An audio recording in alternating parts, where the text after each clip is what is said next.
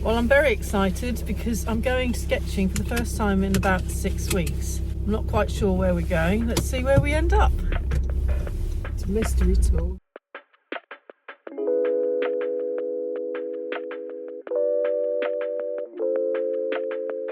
And today we've ended up at the coast again, which is one of our favourite places, as you might have guessed.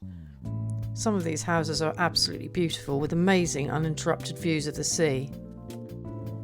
We made our way down to the beach, and here I realised sketching might be a little bit tricky. Very windy day, so I'm not sure how successful any sketching will be. Absolutely perfect for kite surfing, but I won't be doing that today, that's for sure. As you can see, it's really windy, so I don't think much sketching is going to occur today, unfortunately. Ahead you can see one of the Martello Towers. These 8 towers were built in the early 1800s as a defence against possible invasion by Napoleon and French forces.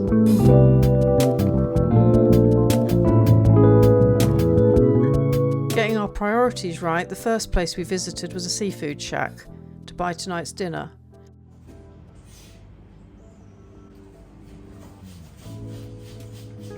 Then I set off to explore and find somewhere and something to sketch.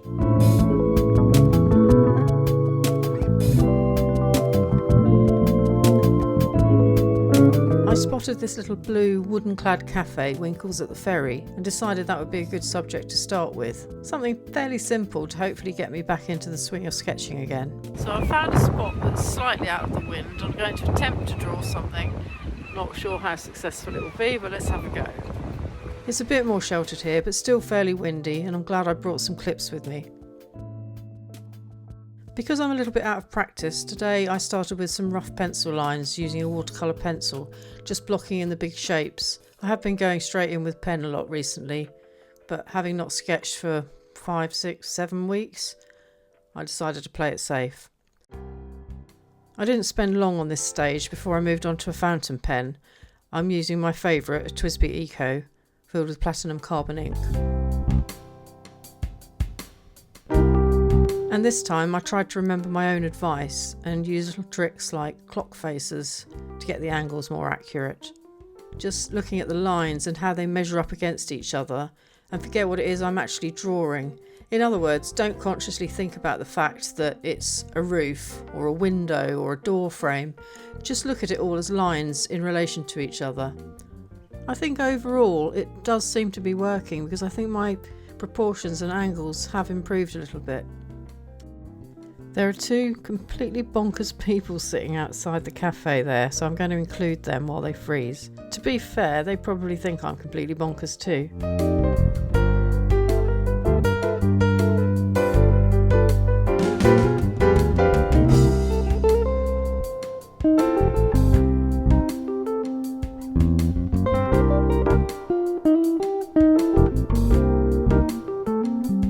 It's so peaceful just getting out here and being able to sit and sketch again. I think not being able to do that for a while has really made me appreciate it more.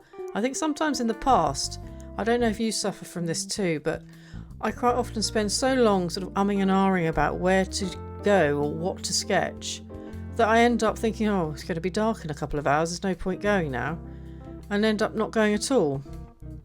I think this episode where I couldn't go has taught me to just get out there. There's bound to be something interesting to draw. There's going to be somewhere to sit. And the whole experience just does me personally so much good. It doesn't really matter if I end up drawing a shed.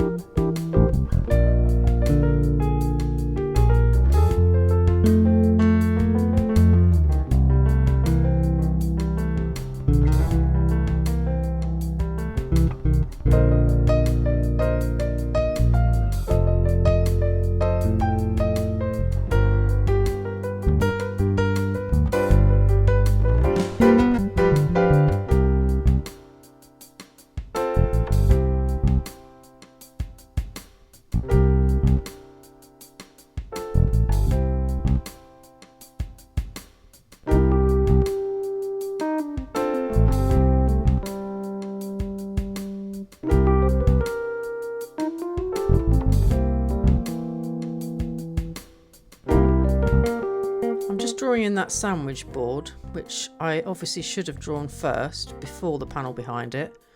Never mind, too late now. Here there's some sort of boat trailer, but from where I'm sitting all I can see is an assortment of wheels, different sizes, and pieces of metal really. So I'm not trying to make sense of it. Another tip I've mentioned before, in fact I think it's probably one of my favourite bit overused quotes. But I heard it on another channel. I wish I could remember whose so that I could credit him. But he said, if you see a muddle, draw a muddle. So basically, don't even try to make sense of it if you can't really see it properly. And to do this, sometimes I find using a single line and not lifting the pen up off the paper is quite an effective way of tackling these so-called muddles.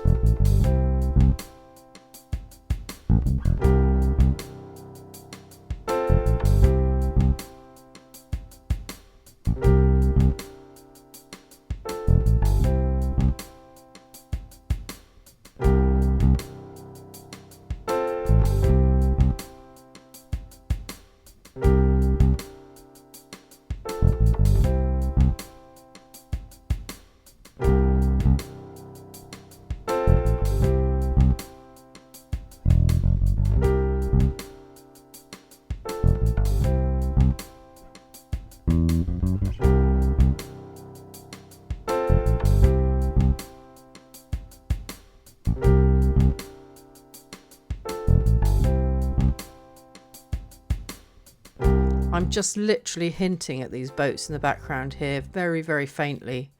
I don't want them to detract from the foreground in any way because they're not my focal point. But I do want to show that there's other stuff all around this little cafe. It's not just abandoned in the middle of nowhere.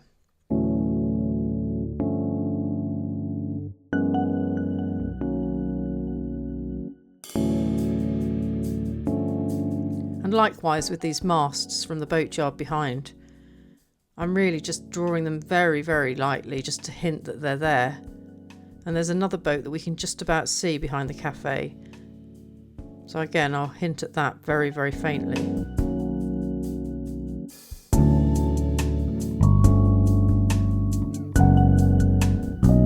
I just drew a bit of the railing and slabs in the foreground to help frame it and give it a bit of depth. And that's the inkwork complete.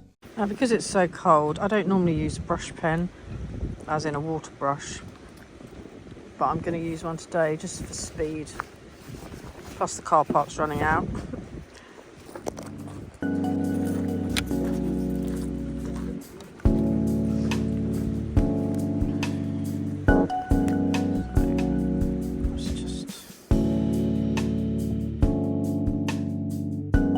I haven't got the exact blue, so just make it up.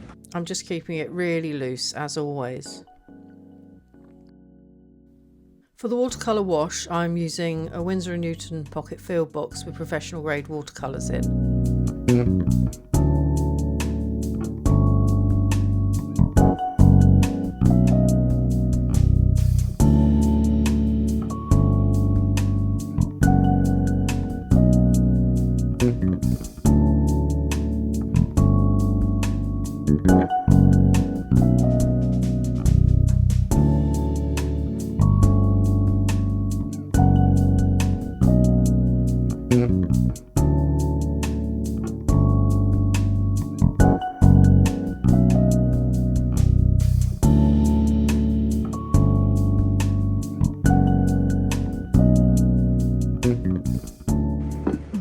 Up a little bit of that, a little bit of green in that, just to give the colour of the boat behind. Just as I did with the line work, when it comes to the boats and masts in the background, I'm just putting some very, very light wash on there, just hinting at it. I think sometimes I've treated the background with the same intensity of colour as the foreground and there's just been no depth, so I'm really trying to work on that a little bit and bring out the foreground and let the background just fade away a bit.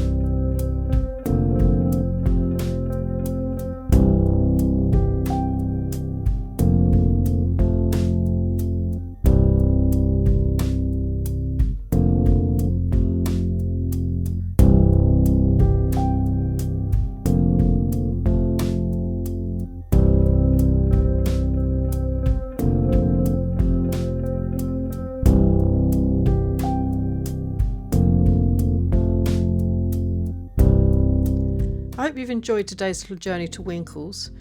If you have enjoyed the video and would like to stick around for when it's eventually warmer in Britain and I stop moaning about the weather, please do consider subscribing.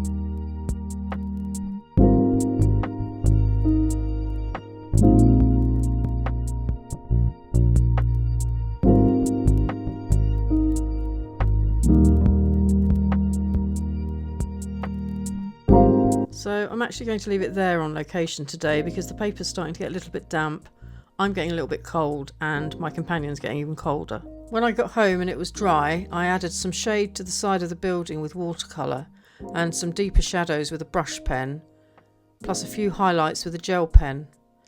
I squared it off a bit with a hint of blue sky at the top and a sort of splash of yellowy brown shingle at the bottom.